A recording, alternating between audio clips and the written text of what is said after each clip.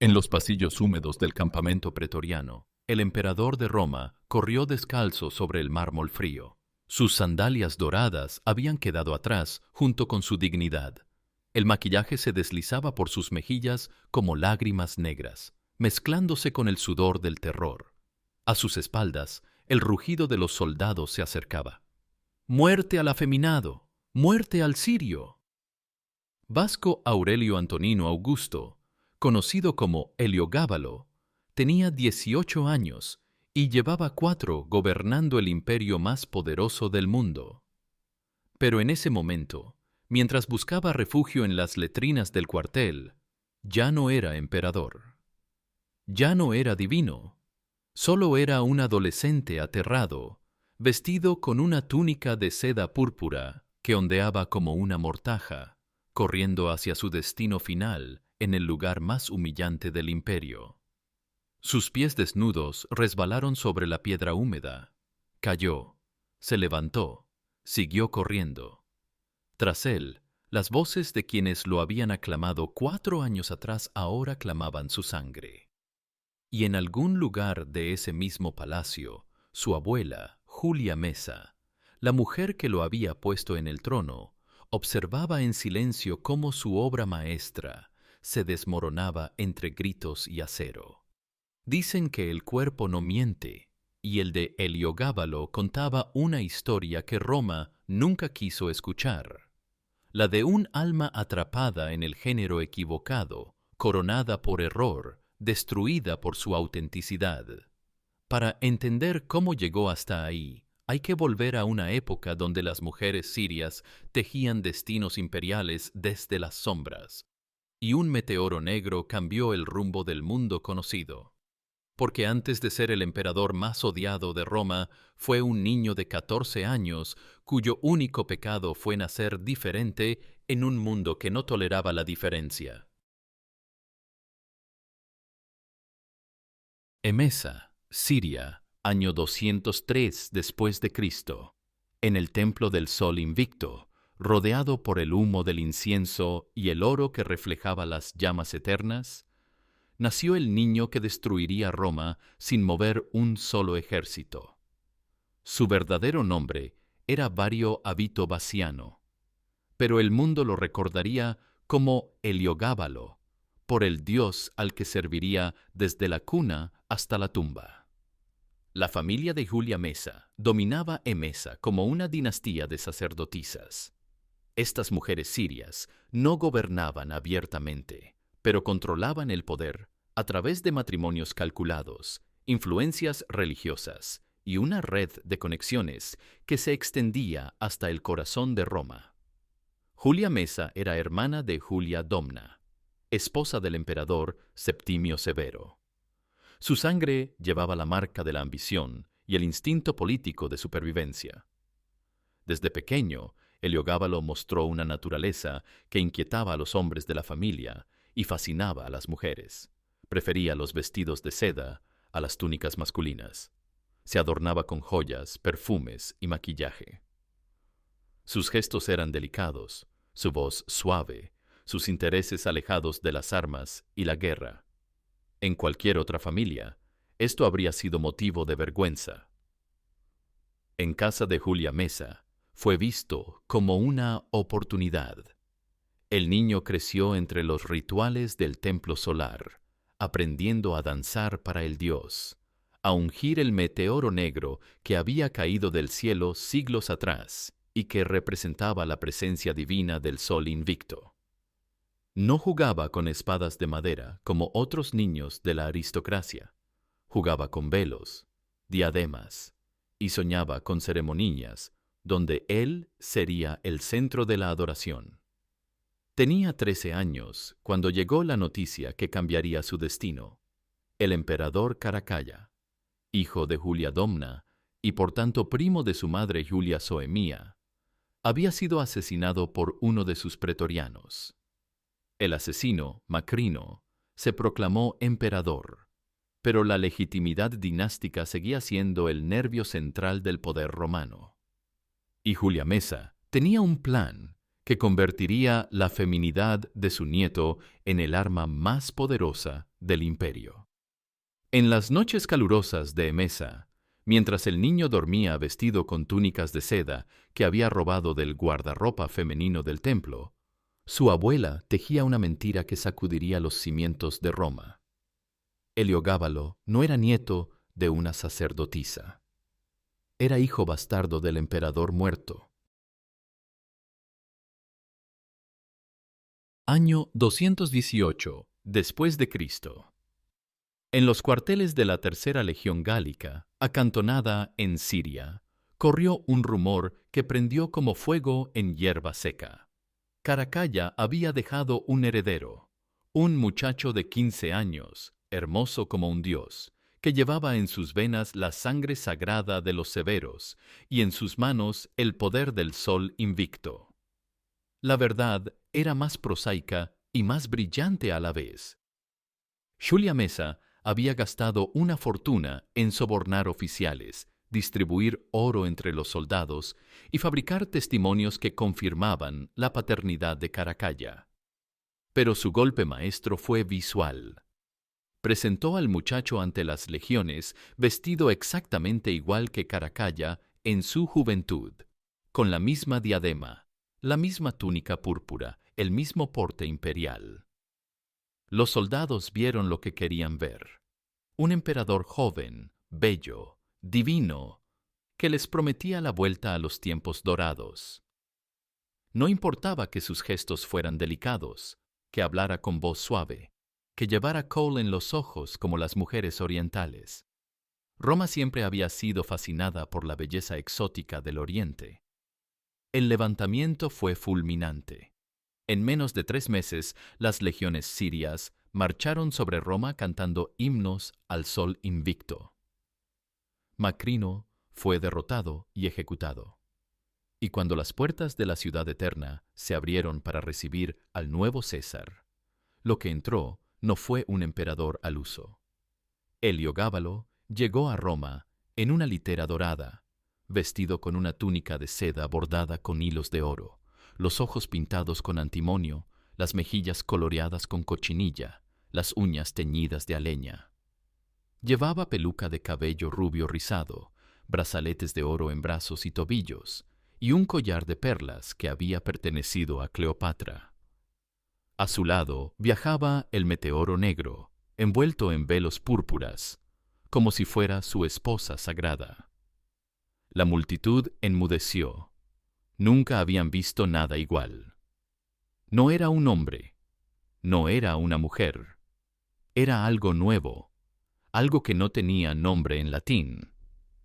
Y cuando abrió la boca para dirigirse al pueblo, lo que salió fueron palabras en griego y siríaco, no en la lengua de los césares. Roma acababa de ser conquistada por un adolescente travesti.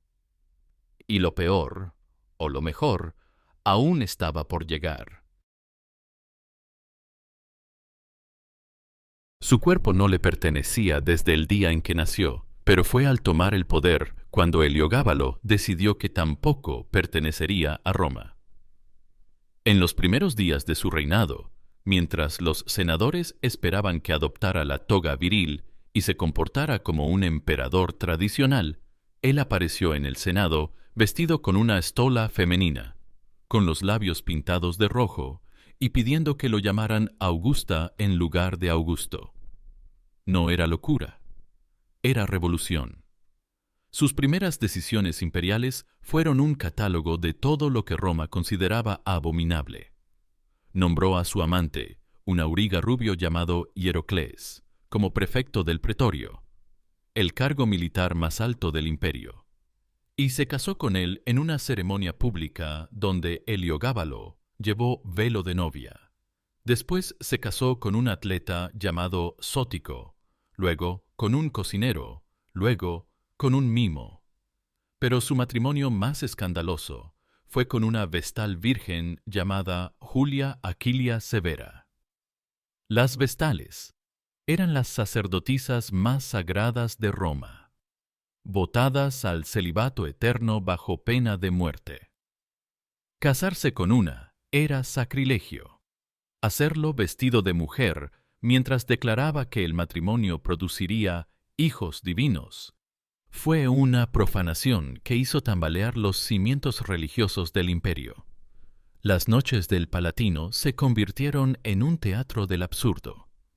Heliogábalo organizaba banquetes donde se prostituía con los invitados, cobrando por sus servicios como una meretriz común. Usaba pelucas rubias, se depilaba todo el cuerpo, se pintaba como una cortesana y se ofrecía en los burdeles del Subura por puro placer. Pero lo más perturbador para Roma no era su sexualidad, era su determinación de cambiar de sexo. Consultó a los mejores médicos del imperio.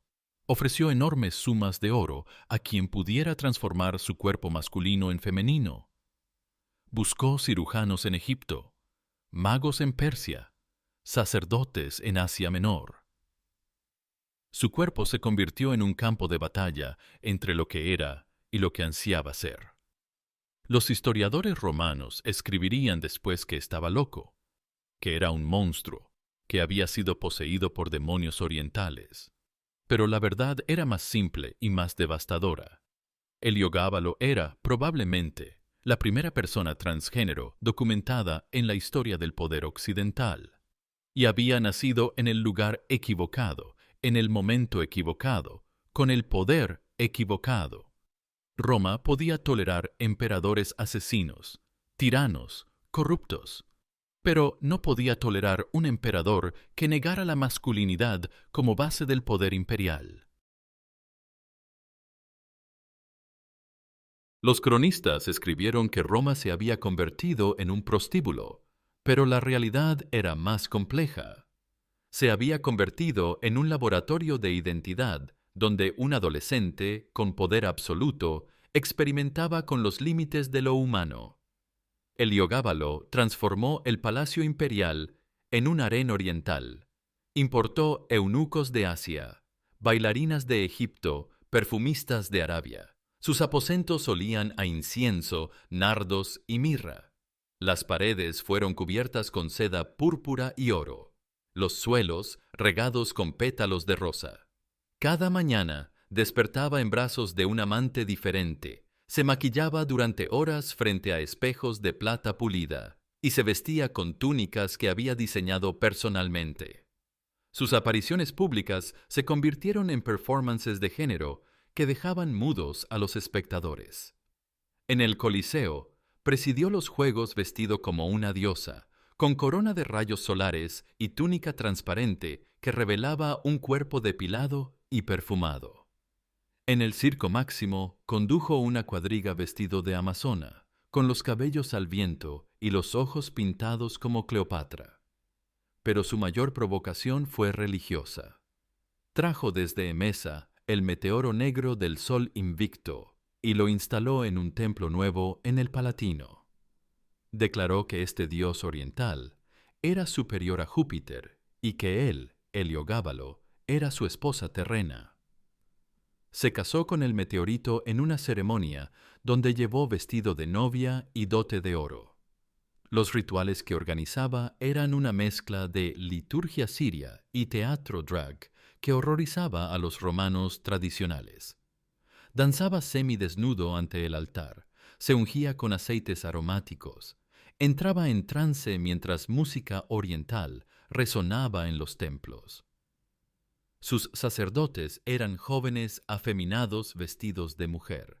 Sus ceremonias incluían actos que los romanos consideraban obscenos.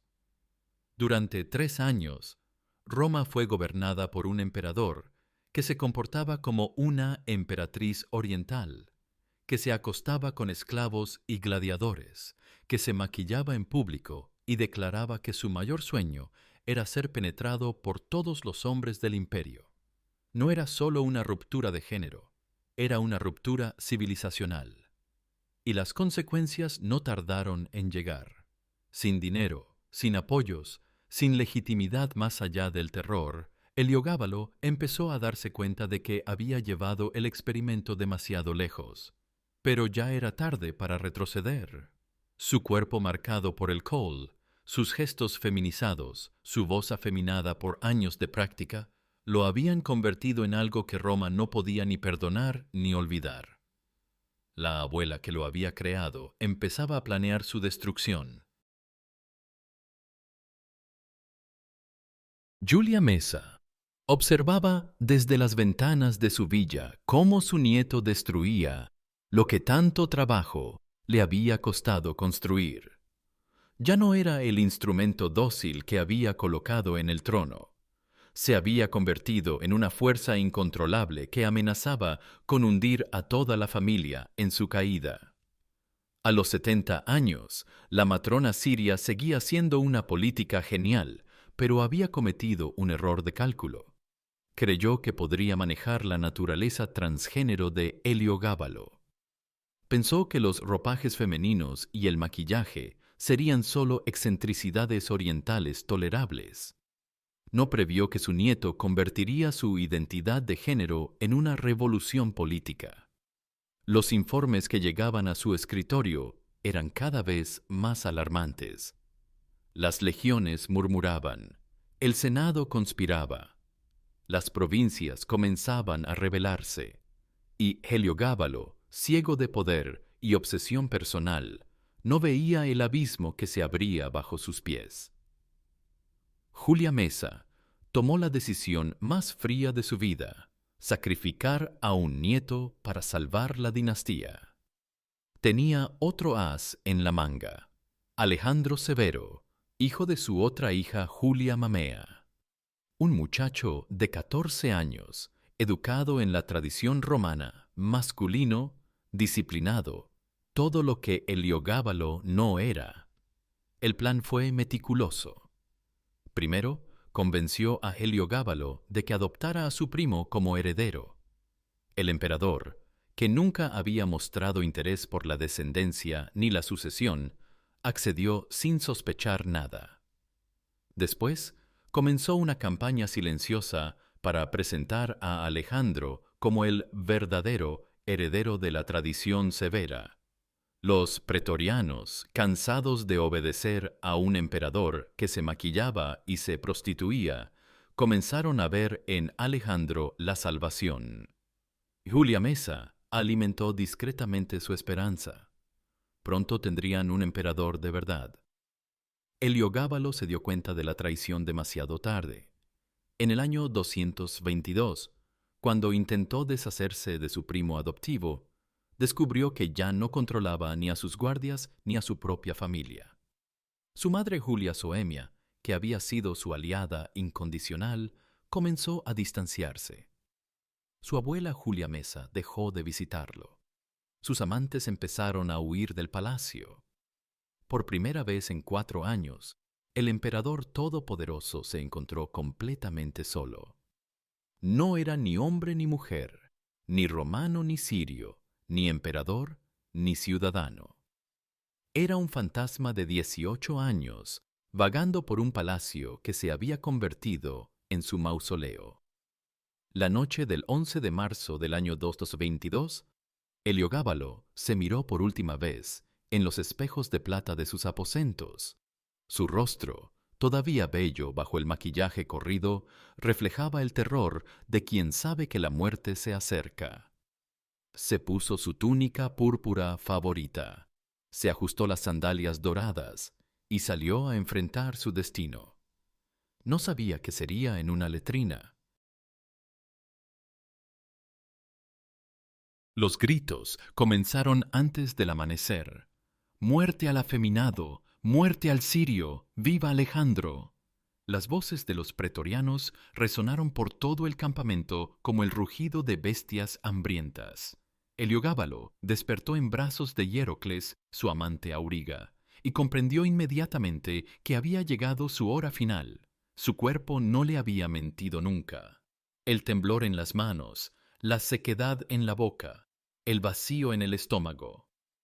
Todo le decía que esa mañana sería la última. Se levantó lentamente, se ajustó la túnica de seda púrpura que había elegido para dormir y caminó descalzo hacia la ventana que daba al patio central del campamento. Allí estaba su primo Alejandro, de pie sobre una tarima, vestido con la túnica blanca de la tradición romana, recibiendo los juramentos de lealtad de los soldados. A su lado, su abuela Julia Mesa, sonriendo con esa sonrisa helada que había aprendido a temer. Ya no era el nieto favorito, era el obstáculo que debía eliminarse. Y Heracles le tomó la mano. «Podemos huir», le susurró. Pero Heliogábalo sabía que no había escape. Roma entera lo cazaría hasta encontrarlo. Su único refugio eran las habitaciones privadas del palacio, y hasta allí llegaba ya el estruendo de los soldados amotinados. Salió de sus aposentos con la dignidad que pudo reunir. Caminó por los pasillos donde durante 4 años había sido adorado como un dios, y ahora las paredes parecían cerrarse sobre él como las mandíbulas de una trampa. Sus sandalias doradas repiqueteaban sobre el mármol frío, marcando el ritmo de una marcha fúnebre que nadie más podía escuchar. Cuando los pretorianos irrumpieron en el ala imperial, lo encontraron en el triclinio, sentado en su trono dorado, maquillado y perfumado como para una ceremonia. Por un momento, la majestuosidad de su presencia los detuvo. Aún era hermoso, aún era imperial, aún era, de alguna manera, divino.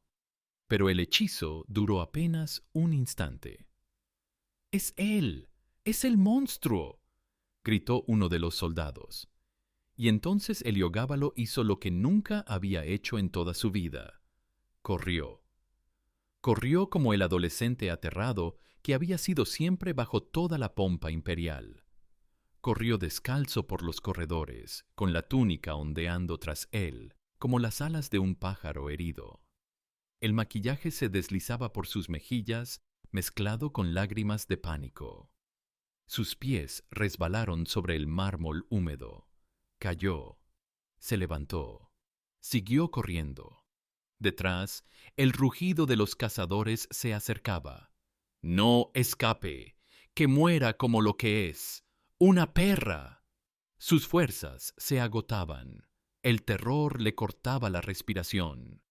Buscó refugio en el único lugar donde pensó que nadie lo buscaría: las letrinas del campamento pretoriano. Un lugar inmundo, pestilente, el último sitio donde un emperador de Roma pensaría en esconderse. Se acurrucó entre los retretes comunales, temblando como un animal acorralado. El olor a excrementos y orines se mezclaba con los perfumes orientales que aún llevaba en la piel. Durante unos minutos, el silencio le hizo creer que había escapado. Entonces aparecieron 5 pretorianos con las espadas desnudas, los rostros endurecidos por el odio y el desprecio. Lo encontraron agachado junto a una letrina, con los ojos cerrados, murmurando oraciones al sol invicto en siríaco. «Aquí está la emperatriz», dijo uno de ellos, y todos rieron. El primer golpe le atravesó el costado, el segundo le abrió el pecho. Heliogábalo no gritó, no suplicó, no maldijo.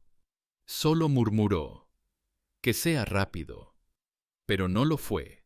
Lo mataron lentamente, con saña, con el placer sádico de quienes destruyen algo hermoso y extraño.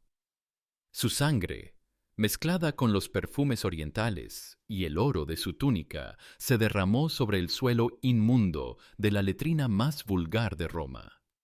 Tenía 18 años. Había reinado 4. Y murió siendo exactamente lo que siempre quiso ser: diferente hasta el final. Cuando cortaron su cabeza y la pasearon por las calles de Roma, la multitud no vitoreó como esperaban los pretorianos. Hubo un silencio incómodo, como si la ciudad entera se diera cuenta de que algo irreparable había sido roto. Julia Mesa, la abuela que lo había creado y destruido, recibió la noticia en su villa sin mostrar emoción. Había salvado la dinastía, pero había perdido algo más: el último vestigio de su conciencia. Su otro nieto, Alejandro Severo, reinaría 13 años más, pero nunca perdonó a la abuela que había asesinado a su primo. La familia que había dominado Roma desde las sombras se desintegró en la culpa y los reproches mutuos. El cuerpo de Heliogábalo fue arrojado al Tíber junto con el de su madre Julia Soemia, que había muerto defendiéndolo. Las aguas del río se llevaron sus restos hacia el mar, pero no pudieron llevarse su memoria, porque Heliogábalo había conseguido lo que ningún emperador antes que él: ser inolvidable por ser auténtico. Los historiadores romanos escribirían sobre él con horror y fascismo. Lo llamarían monstruo, afeminado, prostituto, sacrílego.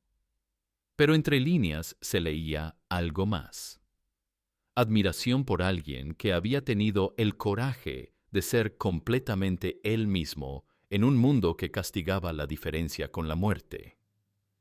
Siglos después, cuando los códices empolvados fueran leídos por nuevas generaciones, su historia resonaría de manera diferente. No como la de un emperador loco, sino como la de un adolescente transgénero que había encontrado el poder absoluto y lo había usado para vivir su verdad, sin importar las consecuencias. En pleno siglo XXI, cuando el mundo sigue debatiendo sobre identidad de género, derechos trans y autenticidad personal, la historia de Heliogábalo cobra una dimensión profética.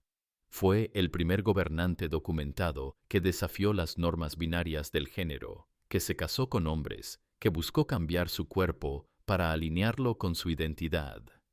Su muerte no fue solo el asesinato de un emperador.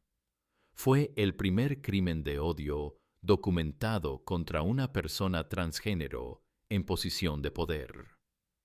Y la lección que dejó su sangre derramada en aquella letrina romana sigue siendo dolorosamente actual. El mundo castiga con especial saña a quienes se atreven a ser diferentes. Esta es la historia de Vario Avito Bassiano, que quiso ser mujer en un mundo de hombres, que reinó 4 años sobre el imperio más poderoso de la tierra, que murió a los 18 años por el crimen de ser auténtico. No fue el emperador que Roma necesitaba, pero quizás fue el emperador que el mundo merecía. Alguien que prefirió morir siendo él mismo antes que vivir siendo lo que otros esperaban. Así mueren los revolucionarios, no con gloria ni con himnos, sino en la soledad de quienes llegaron demasiado temprano a un mundo que aún no estaba listo para entenderlos. Y aún hoy, 18 siglos después, cada adolescente que lucha por ser aceptado tal como es, lleva en su corazón un pedazo de la valentía de Heliogábalo, el emperador que prefirió una muerte auténtica antes que una vida falsa.